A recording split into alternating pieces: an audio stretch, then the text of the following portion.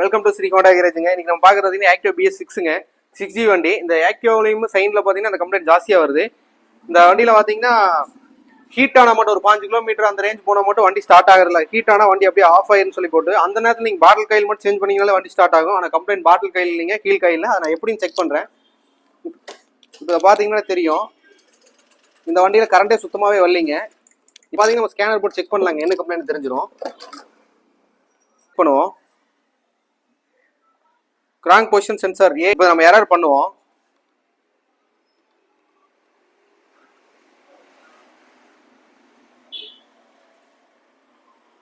இப்போ நம்ம எரர் பண்ணிட்டு மால் ஃபங்க்ஷன் லைட் ஆஃப் ஆயிடுச்சுங்களா.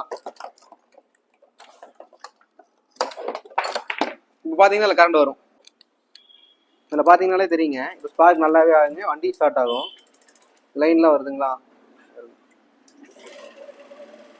அதை மட்டும்தான் அதிகமாக இது மாதிரி கம்ப்ளைண்ட் வருதுங்க.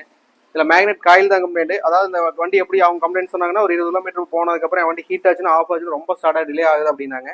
ஆனால் செக் பண்ணியிருக்காங்க, நிறையா விஷயங்கள் வெளியில் விட்டு செக் பண்ணியிருக்காங்க. ஆனால் கம்ப்ளைண்ட் வந்து பார்த்தீங்கன்னா மேக்னெட் காயில் தான், மற்ற எதுலையும் கம்ப்ளைண்ட் இல்லை. மேக்னெட் காயில் மட்டும் தான் சேஞ்ச்